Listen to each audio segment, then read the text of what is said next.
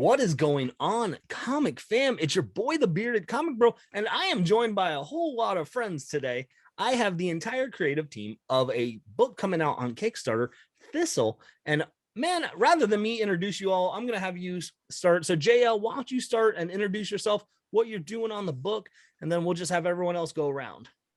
Appreciate that. Appreciate you having us on and making the time to talk. We're really excited to share with you what we have going on. I am JL Collins. I am a published fantasy author, comic book writer, tabletop role-playing game designer. I've dabbled in a lot of different disciplines, and I am the writer and the creator of Thistle. This is my baby. I'm Schiek, short for Jeremiah, and I am producing the line art for Thistle, character designs and things of that nature. Marisa Brignole, the colorist on Thistle. I also illustrate, animate, but not on this. Yeah.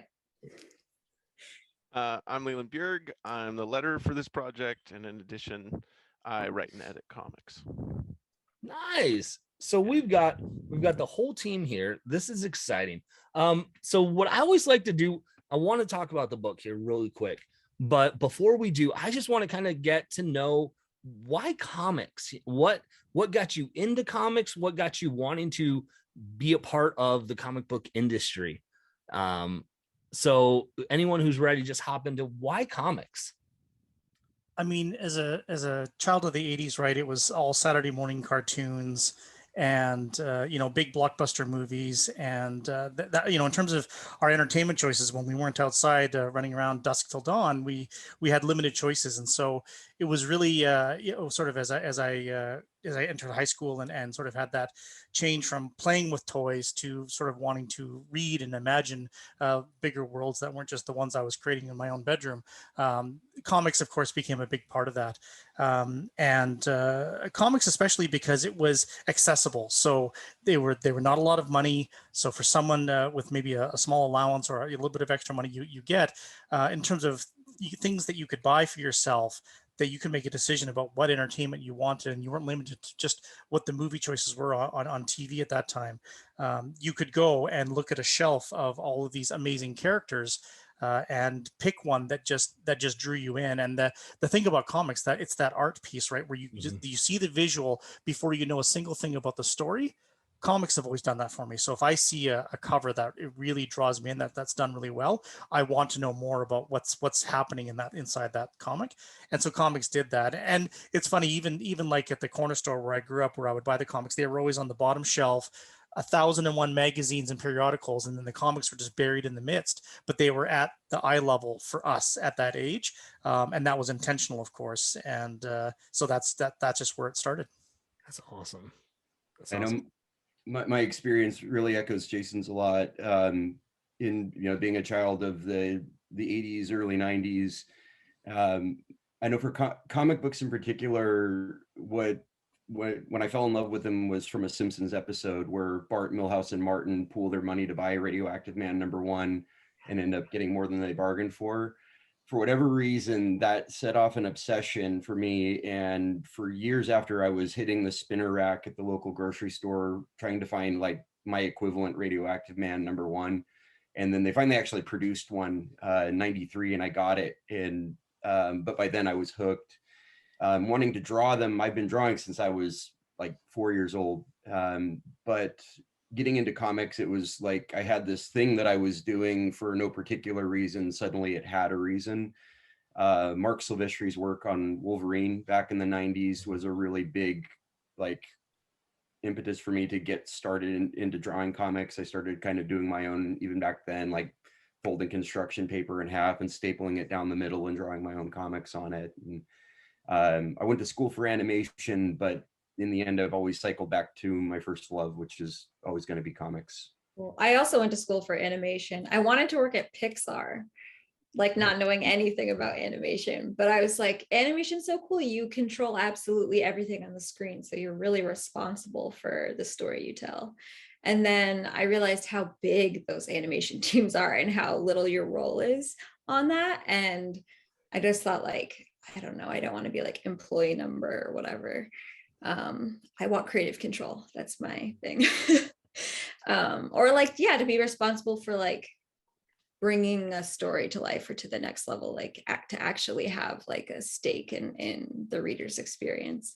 And I didn't get into comics until like 2014. I read Saga and I was like, this is it. It's so cool. It's like all my favorite things. It's like panel like layouts are like a puzzle, and your brain kind of animates in between each panel. So it's animation to me a little bit.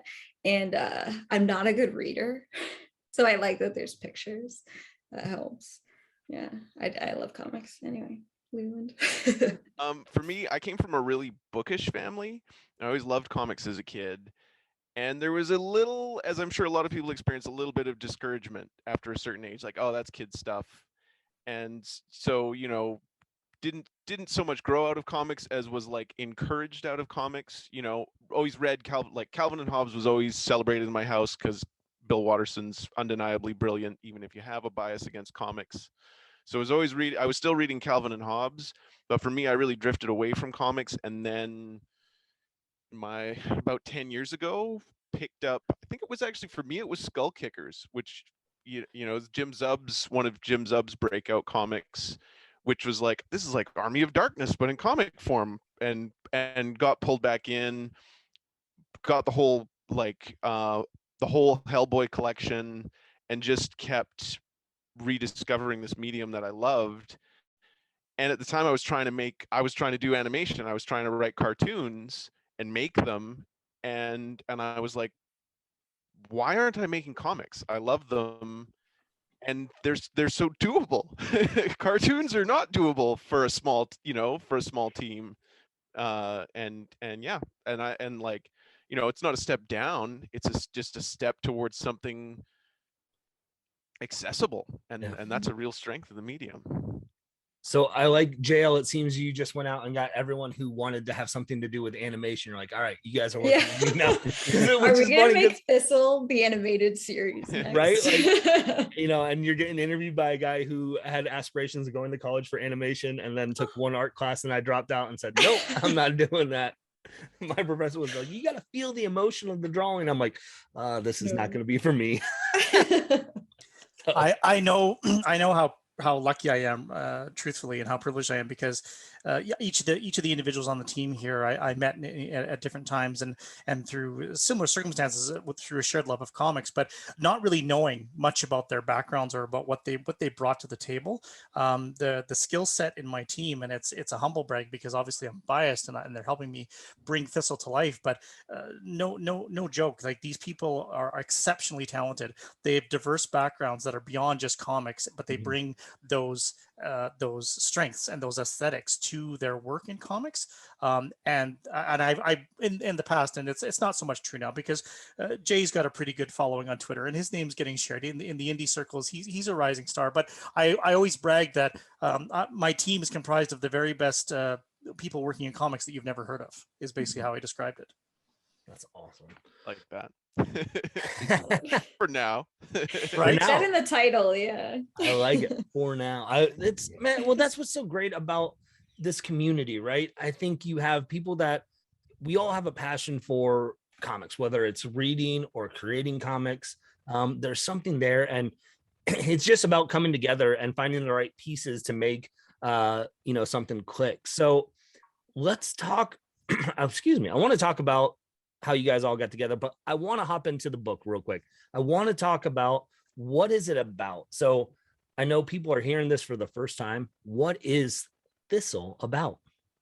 So Thistle's a fantasy comic, and I could business card it as a post-apocalyptic fantasy comic about the long journey home after the war at the end of the world, and that's kind of at the heart of it. That's sort of what it's intended to be, but it's a little more specific than that, because for me it was about my love of fantasy, and that's obviously where I got my start in publishing, was getting to do a fantasy short story for Wizards of the Coast, and that was an amazing experience getting to sort of do that early on in my career.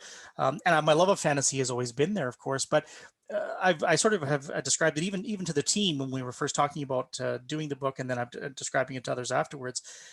so many of the fantasy stories that we know and love are about the hero or a band of heroes rising together to face the impending villain or the impending doom and saving the world at great sacrifice. And then sometimes they go off happily ever after, sometimes they don't. But that's always where the story ends. And those are the stories that we grew up with. Those are the stories that we absolutely love and treasure, and we go back to again and again. And there's a huge place for those stories. But that's not the story I wanted to tell. I wanted to tell the story after the story. What happens when you perhaps lose the war at the end of the world, and now you've got to make a decision about if you're going to make that long journey home again, is there still something worth returning home to? And that's where Thistle starts. And that's why we call it the end is the beginning, because it's about what happens after the end. JL, seems like this was kind of your baby that you kind of had been, thinking about. So when you guys first heard that pitch, working together, what made it for you? Like, yes, I'm in. I want to be a part of this. Well, to be honest, the pitch evolved. Yeah. Actually, Jason and I were just talking yesterday because he came in.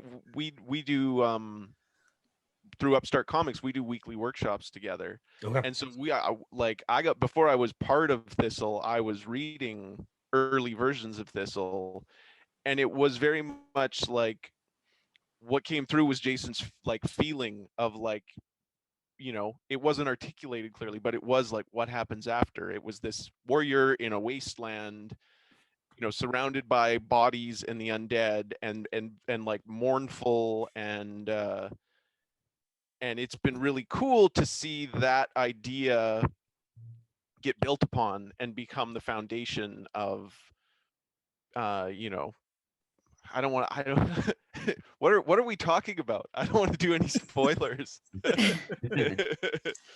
But yeah, it was, and I mean that's just a cool part of the creative process is and learning to sell yourself, right? Is okay, I have this idea and it's awesome and it exists as a cloud in my head of awesome, and what is the sentence, how do I distill that, how do I condense that into here's the droplet, here's the snake venom that comes out of that gets other people to give a damn about that idea. And the end is the beginning is a good tagline. And I know for myself, I'd wanted to do some more fantasy kind of comics. I usually describe myself as not being a very picky eater as far as projects that I take on. I like new challenges. I like the variety of drawing different things. I've kind of settled into a groove of kind of crime and horror stories as like a comfort zone. But I had done a fantasy story with Brent Harshman 2-3 years ago, and that had been kind of indefinitely shelved. And I really enjoyed drawing what I was drawing, and the armor, the set pieces and things. And then Jason had approached me about this, and we jumped into it, and it was just a lot of fun to work on. It had a lot of the things that I as a reader I really enjoy. I'm a sucker for like post-apocalyptic kind of stories. I like a good fantasy story, and this had all of that. Mm-hmm. For me, it was just the team. We had worked together on something before, and Jason was like, do you want to color Jay's work again? I was like, yes. And he's like, it's a fantasy story. I was like, I don't care, I'm in. I'm doing it. It's already a yes. So yeah, just really liked working with these guys on Containment Breach. Is that the book? Containment Breach Volume 2, the anthology by Fugitive Poems. That's right. Right. We have a short in there. Their Kickstarter just funded recently, and we did that right before we began work in earnest on Thistle, as a project, another project for the four of us to do together. And it was such a fun story to do, and the work that these guys produced based on just the idea that I had was exceptional, and the Fugitive Poems loved it, so the book is still, I guess, going to print and getting all of that organized now, but it's a really really great snapshot of a done in one story, but really showcases the talent of this team. And to Marisa's point, just the excitement of getting to continue and have that same creative energy going forward. We just really enjoy working together, but the work gets elevated, the things that they do with just the ideas and the words that I have. And then what Marisa can do with Jay's line art is just phenomenal. And then LeLand is like my second writing collaborator, because him and I often will letter a book after the finished art is in, and the dialogue is changing on the fly because I need to up it. I need to bring my A game to match the phenomenal art and colors that are on the page. And so that's where the collaborative process of comics, which is already great to begin with this group, has just really been phenomenal. That's so cool. So like, I didn't even realize that you all have worked on a project together already. So you have this kind of, camaraderie already, where you're gelling and you're clicking in your groove, and then you're like, yeah, so let's, I like what Marisa said. You're like, yep, I'm in. I don't even care what it is. Yeah. You're like, Jay, it doesn't even matter what you want to write. I want to work with Jeremiah on the art. Like, it's That's fine. right. We'll make it work. It'll be good. Yeah. That's so. When is this? I know it's coming to Kickstarter. When is the Kickstarter launching? So the Kickstarter will launch on February 1st, and we'll run it for 30 days. Nice. And are you guys having ideas and of some different tiers that you might be putting out there for Kickstarter, or like some different goals that you're trying to reach? Absolutely. It's because this is my first Kickstarter, and for most of us, it's the first Kickstarter that we've sort of all run sort of as a group, and the first one designed. We've got a variety of reward tiers that are already designed, and really it's just the finishing touches at this point. I'm sure that's a standard sort of admission from all new Kickstarter creators, where you realize just how much work goes into designing a successful campaign, and designing rewards that are both sufficient to essentially help you hit your funding goal, but actually give back value to the backer, and there's something worthwhile for them. So we've got the standard digital PDF versions of the comics, physical comics. We've got a physical comic, of course, with 2 variant covers, and we're so close to announcing it. I don't want to spoil the broth. 2 phenomenal indie comic artists in the industry right now. The cover art, and I'm sure the group here can attest to that, the variant covers that they've done for us are just phenomenal. They're just so great, because fantasy is so evocative, right? And a really great fantasy cover just sells the comic before you've even opened it, just to flip the first page. And these 2 cover artists have just done an amazing job. So I'm so excited to share those. We're really close. Can't quite spoil it yet, but we're really happy to have them contributing. So there'll be some variant covers just for the fans out there that want to maybe a different flavor, something different. And of course, there'll be the bundle packages where you'll get all 4 variant covers together in one package. We got some fun stuff like some stickers. We got a really beautiful pin on one of the character designs that Jay did for the project. And then so LeLand talked a moment ago about Upstart Comics, and that is our comic collective that LeLand, Marisa, and I are part of. It's a group of Canadian comic creators. We actually meet weekly, and we've been doing workshops now for the past 2-3 years, and it kind of grew out of another group that sort of was in our local geographic area, and now it's broadened. And so we do these weekly workshops for the exact point that Lena was saying, which is to help us refine, distill, and basically improve the ideas that we have, and we all share our work. And that's of course where Thistle was brought to the group, and I was able to refine the idea and improve it based on that great workshop. Some of the reward tiers we're actually going to have some collaboration sessions with the members of the Thistle team. So you'll actually be able to book a couple of us for, let's say, an art or a writing session or whatever you want to do.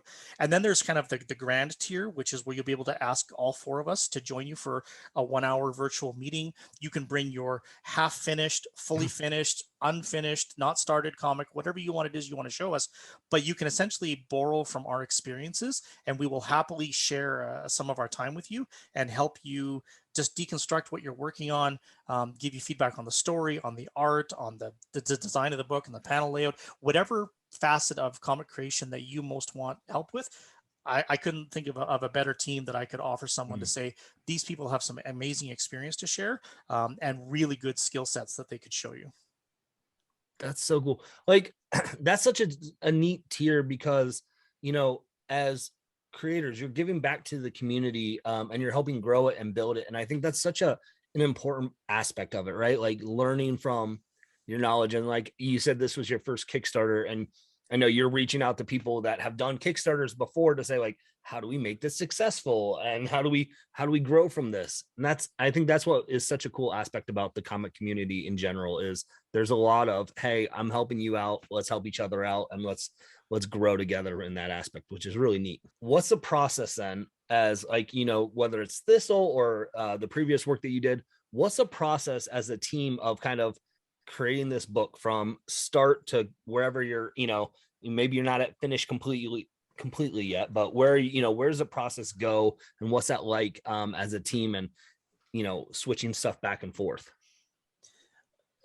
Thistle, of course, has maybe a somewhat traditional process, and I can talk about that in a moment. For the previous project, we did the short that we have included in the Containment Breach Volume 2 anthology. Okay.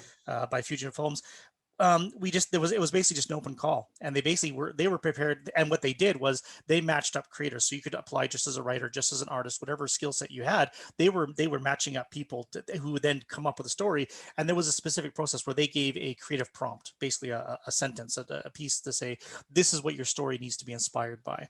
And so as part of our process for that, before we could even come up with characters or a story or anything, we had to interpret what that process was, and so interpret what that prompt was and what we wanted to do with it. And so I was able to send these guys some ideas, and I had a really strong idea of a child in a crib as the prompt, based on what they had given us, and what I sort of thinking that was just a one-off idea that I was just trying to, going non-traditional, like as opposed to somebody who's seeking power or seeking to go out, that, a child in a crib is that image of the bars separate you from that world you want to discover. And is that even something that could we do a twist on that? Would that be fun? Well, it didn't take, I'm sure more than 30 seconds for LeLand to reply, because he, being this huge fan of Bill Watterson and Calvin and Hobbes, and then we were able to take that Calvin and Hobbes inspiration and using Bill Watterson, where he would have Calvin react to the world around him as the space adventurer, spaceman Spiff, and those great adventures that Calvin would narrate and describe as he's spaceman Spiff. We were able to take that seed now and then reinterpret that prompt we were given and turn it into almost like a children's story, but a children's story with a little bit of that adult acerbic humor that Watterson is so good at. And that completely changed my approach to the script. I'm like, okay, now I'm not writing it from a child's perspective. I can write it as an adult for other adults, but inspired by this childlike wonder and humor. And so from there, then it was like, okay, character design with Jay, and Marisa was able to do some things with her color palette, because we were creating this now fantasy world through the eyes of a child. The story was the process was very non-traditional, because we started and stopped at a couple different points, but the final product was outstanding. And I'll let these guys describe a bit more from their perspective how that worked, but that was very different from what the more traditional process that we went through with Thistle. Yeah, I remember we basically had a Discord server, and it became a very collective, like just throwing ideas into the pot to see what kind of soup would come out of it. And then, from that, I remember Jason had sent me a script, and I'd been doing some work in kind of the Marvel method around that time, and had really enjoyed it, rather than having a full script where all the panel counts are kind of laid out for me. I usually determine the size and the overall layout, but this was a lot more free form. I just had the story content of the page, and from there I break it down to the beats and kind of create the paneling. And he'd also provided a lot of the visual inspiration for the story in there too, where there were some images that had been collected. And for the more recent Thistle pages, we've been going that way too, more Marvel method. And, I just take the content as it is, and, just break it down to specific actions and beats, and try to give those really big moments, the larger panels, a lot more splash and room to impress a reader with what's happening. And then as far as creating the pencils and inks, I'm kind of on edge at that point, because it's moving it onto Marisa's side. Her work is absolutely transformative. It's like I'll upload an ink like character design or something, and then it goes on to her, and then Jason will send it back to me after she's colored it, and I mean it's mind blowing. It's like I hardly even recognize my own work in there. It's just so transformed and beautiful. Yeah, well, I mean, the the teamwork, well, from the art standpoint, has been fantastic. From the previews that I got sent to me, there were some character designs there. Like Jeremiah, you said like your inks on that of laying out those character designs, but and then Marisa, like they pop the colors, like it just, that's where like you see the process of where everyone helps everyone out of with what you do. So yeah, the coloring and the inking on this is awesome. I'm so excited to see the full finished product with that. Oh yeah. Coloring the characters for the like pinup art was so fun, because I would just get the character and then I would send Jason like flats of like, here's what I think their base colors, like no lighting looks like, and we would just talk about like their personality and like, would they actually wear that, or like, are they different enough from each other? They had to have their like core color, like Rain's like this deep purple, Thistle's this green color. And it's just like cool that I get like a behind the scenes of like what the characters actually like in Jason's mind. So I can try to bring that out in the colors a little bit more. That was a fun part of this project, the pinups for Kickstarter. So how much on the character design, how much is that of, I know JL, you said that you and LeLand do a lot of communication with the writing aspect. Do you guys kind of come up with like, talk about like, here's, the kind of the character dialogue of who they're going to be, and you kind of give that to Jeremiah and Marisa to say like, here's the personality a little bit, like put that on the paper. Like, what's that process like? There's a whole write-up. Okay. Yeah. Okay. Yeah, that's right. With Jay, when I first sent it to him, I had two goals in mind. One was I really wanted Jay to own the art, which sounds silly because he's the line artist. Of course he owns the art, but no, I wanted him to be my collaborator in terms of designing who these characters are. Like, yes, I've got them in my mind. I know what their personalities are like. I know some of the story beats that are going to impact these characters later on in the story, but I didn't just want to dictate to Jay this character with this specific costume design, and this is what I want it to look like.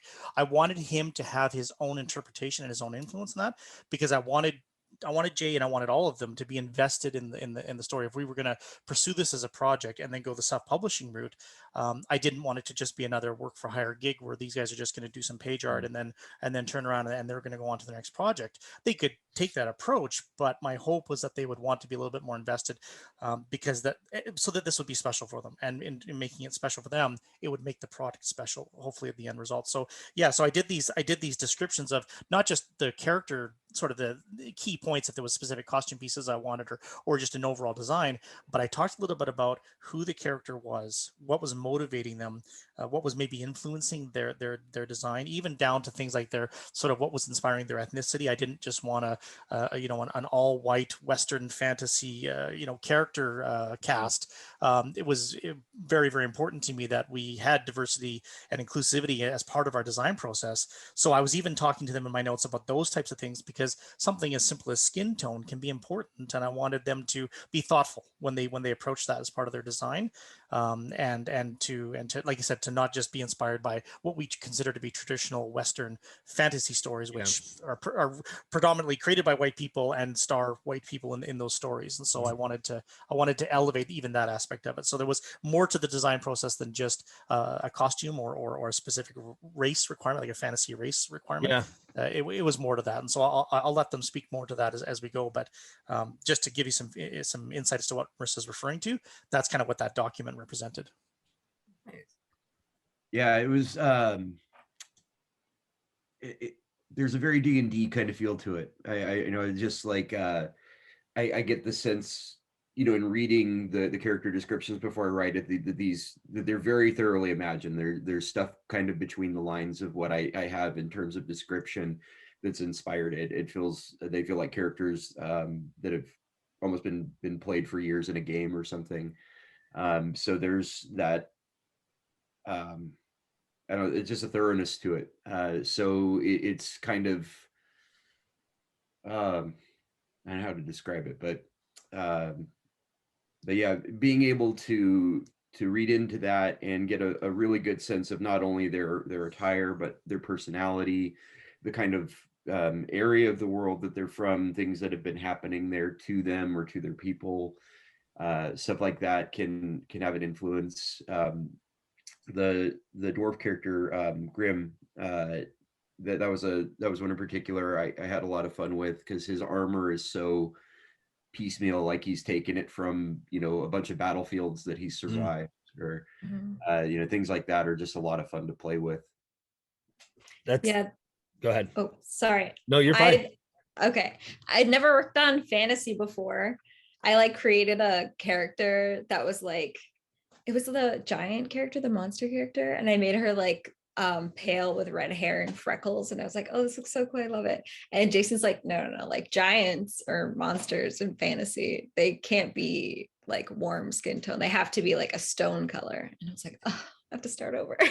Like I had no idea. And like all these guys are into like D&D and fantasy and stuff, and I'm just like so clueless with that. I really liked that. It was a departure from what I'm used to coloring. But what Marisa said there, yeah, initially, because this is where the collaborative piece comes back, because yes, I wanted Glory, the giantess character, to have a monstrous appearance in the way that we think of a monster, but not to be inhuman, not to be unapproachable. But then that little detail, which was not in anywhere of my design notes, adding the freckles to her, oh, it just made the character. I was so happy when I saw that, and it was just a creative choice that was not even on my radar, and that gave her so much personality as a character that I loved it. And so that's maybe one tiny example of what we're talking about in terms of these guys bringing their own sensibilities and their own aesthetics to the design process, made these characters more than what I just initially envisioned them being.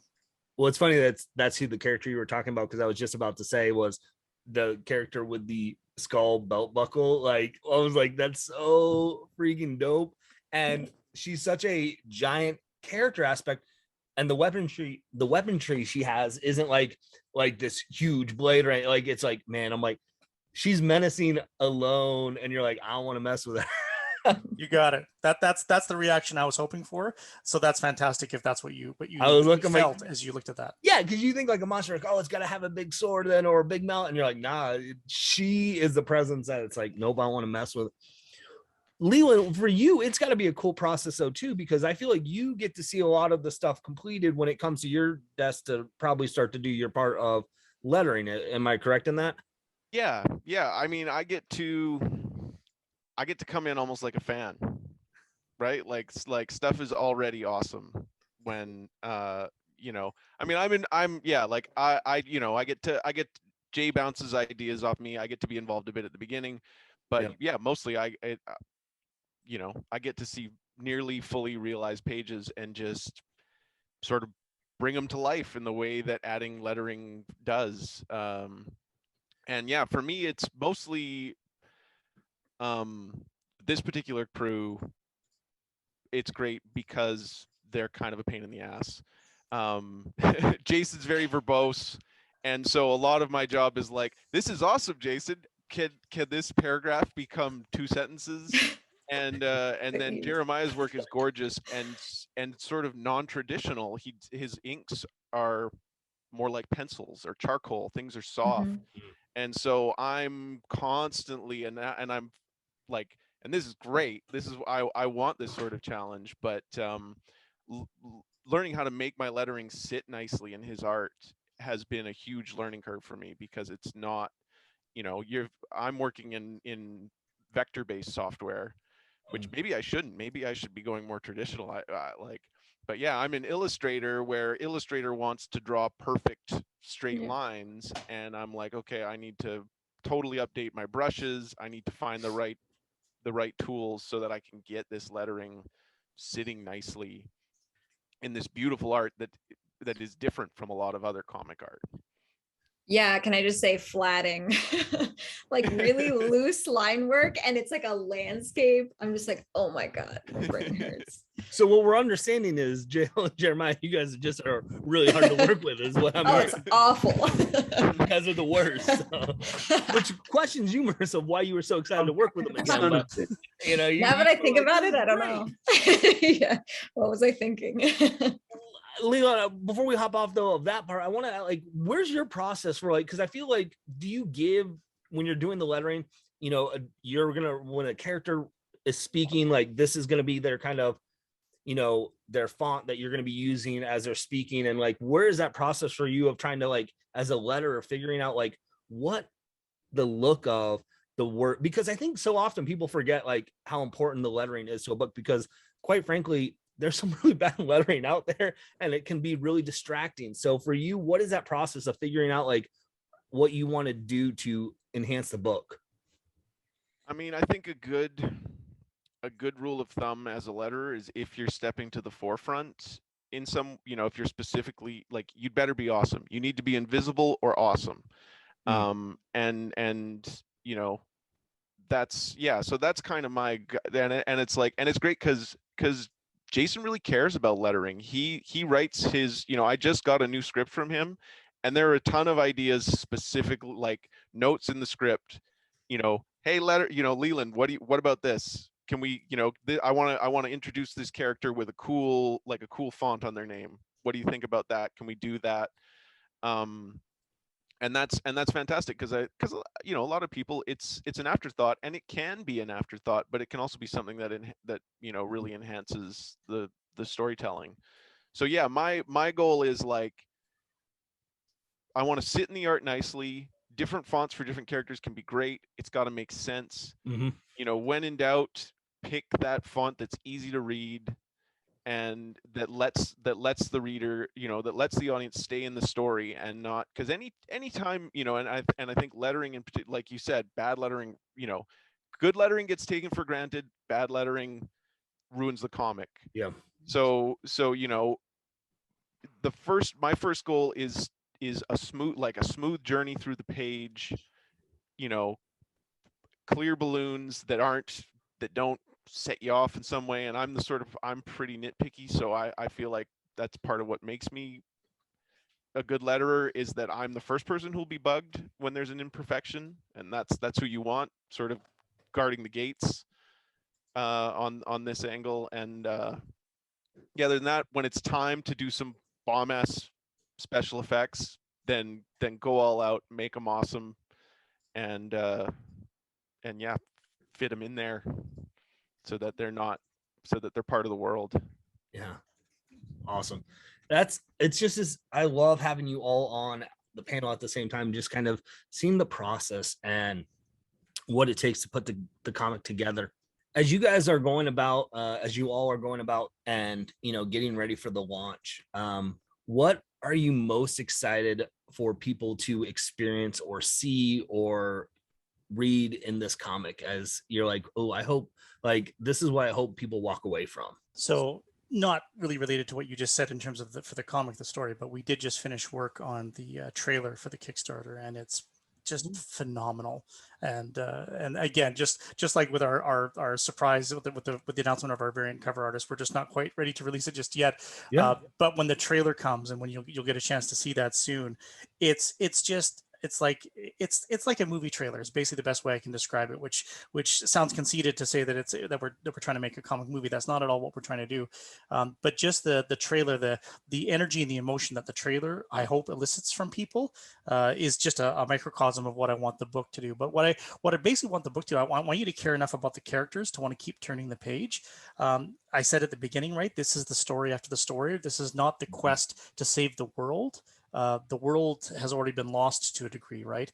And so what do characters in who we would view in that traditional hero lens or protagonist lens, even if they're not truly a hero, you know, what choices and decisions do they make that, you know, is strong enough? Is it a strong enough emotional connection for them to want to carry on, to make the next step, to keep on the journey the next day? And I want that story to be you know, engaging enough for the reader that they're like, man, these characters are really cool, and there's some really difficult choices ahead of them, and I want to see how they face those decisions and what they do with that. And so that's that emotional journey is what I'm hoping is going to connect with the reader, and what I'm hoping will get them coming back to see the next story, the next issue. From a line art standpoint, there's a couple of things I kind of always hope for in a project, you know, and one is, I mean, obviously that the artwork is enjoyable. I really like to shoot for clear almost invisibly clear storytelling, the interrelationships between panels, the impact of those panels. But as far as readers of this book, I'd really, just want them to walk away feeling like more like they've experienced something more than they've just read something. Yeah, I feel like we're all going to say the same thing. Like, hopefully what I do goes unnoticed. Hopefully no one's looking at the page thinking this looks good. They're just like, it looks so good that it pulls them into the story, and they just flip the pages without even noticing that they're consuming something that's physical. Like, yeah, if you're doing a good job, like you're transmitting an emotion to the reader rather than drawing a pretty picture. Well, for me, I'm really excited. I'm gonna pivot out of my particular lane. I'm really excited about the storytelling direction that Jason's going in with this book. I think it's you're doing something really cool in that you're taking high fantasy and you're bringing modern issues to the table. Right, part of the appeal of fantasy is its clear-cut structure. This is bad, this is good, the heroes are fighting the bad to save their world. What you're doing is something different. What happens when the heroes need to find direction? That's not what fantasy heroes normally have to do, and that's exciting to me because figuring out meaning is always important to human beings, and you're exploring a new realm of meaning, and there's big potential there. So this book, on this Kickstarter, how many pages? How long is this? This first issue? So the issue 1 is a 24-page comic. Okay. But we've also added, which is going to fit with the theme of what we've been talking about our entire time together, there's an additional 10 bonus pages that are included that are behind the scenes, the making of issue 1, and basically some of our creative processes. So again, going with that, giving back to the community and wanting to give a little bit better value for the backers and make the comic, an experience, not just a story. You get the story, you get the introduction to some of these characters and just the initial steps along the path that they're taking. But then at the end, we want to give you a little sneak peek behind the curtain as to how some of the design choices got made, what some of the previous design choices look like, whether it was character design, logo design, things like that. And then each of us will have a couple pages in the 10 bonus pages just to share some of our creative process and what we did early days, to give an insight as to where things can start. But obviously the final product evolves from that. And we thought that sort of behind the scenes thing would just be a really cool bonus to include with the full issue. So nice. So 34 pages is what you'll get if you're back. Okay. And I'm assuming this is just the groundwork, the beginning stages of Thistle, like that. Hopefully after this Kickstarter, we're going to experience more, expand the world a little bit more, right? This isn't a one and done thing, right? Totally right. That's why it says issue 1 right on the cover, right? This is an ongoing story. We're putting the finishing touches on some sequential art that you haven't seen yet. That's going to be on our Kickstarter page, which is a sneak peek of issue 2, a sneak peek of issue 4.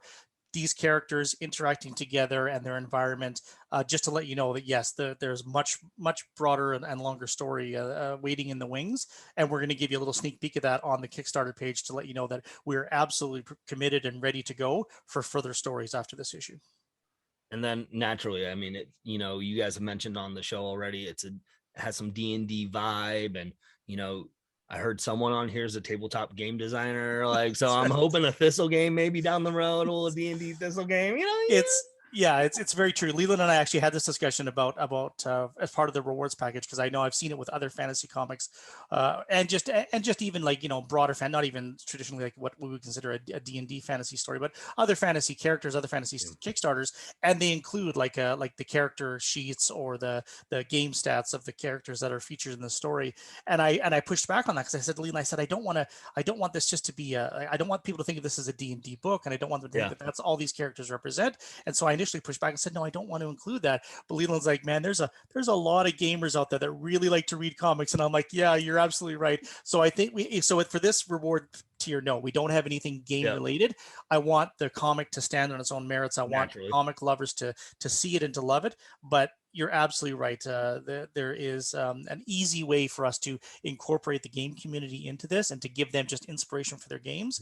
And I'm quite confident that if people are willing to give us the chance to subscribe now, so you're notified when the Kickstarter launches, and then choose a reward tier and back the book and help us get it to print and publication, that we can probably put some really sweet incentives in for issue 2 for you. Well, and JL, I'm glad you said that about in the description of this video, there is a link that is talking about where you can sign up to be notified when this launches. Typically, when I've done Kickstarter interviews, I always like, oh, click the link, go support the Kickstarter. Well, this is happening a little bit before the Kickstarter launches, but you can still click that link below to sign up to be notified. And then as soon as it drops, go out and support this Kickstarter, because those first 48 hours are so crucial for Kickstarters. And gang, if you've been watching this interview, I know you're excited for it just as I am. That this is going to be a great read. I can't wait. So Appreciate that so much. Thank you. Mhm.